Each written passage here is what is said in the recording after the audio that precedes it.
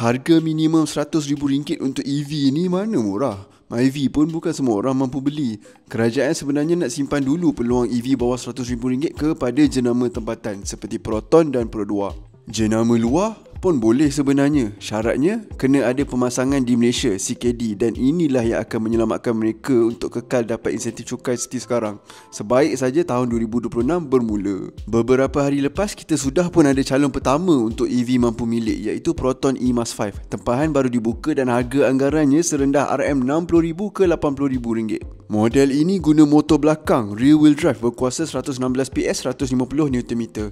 Jarak pandu WLTP pula 225 km untuk variant Prime yang pakai bateri LFP 30.12 kWh dan 325 km untuk Premium berkapasiti 40.16 kWh.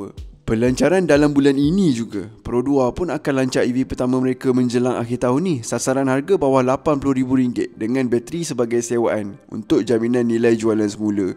Maklumlah, EV selalunya cepat jatuh harga kan. Menariknya, kereta tersebut adalah pembangunan mereka sendiri, langsung tidak melibatkan jenama luar seperti Daihatsu. WLTP yang disasarkan adalah antara 400 ke 410 km.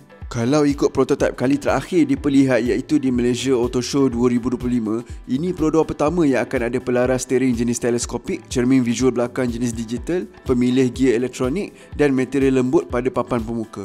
Okey, itu jenama nasional. Jenama luar, BYD Sign Motors pun sudah umum bahawa pemasangan tempatan CKD akan mula dalam Suku 1 2026 iaitu di Tanjung Malim. Sekarang ada dua model baru BYD yang tersekat dengan harga lantai RM100,000 iaitu crossover segmen B Atto 2 dan sedan segmen C Seal 6. Boleh bayangkan tak bila dah pasang di sini nanti berapa murahnya ia boleh jadi? Satu lagi calon, TQ Wuling Bingo, iaitu EV compact yang akan dipasang tancung di kilang segambut. Akan lancar dalam Disember tahun ini. WLTP lebih kurang 349 km.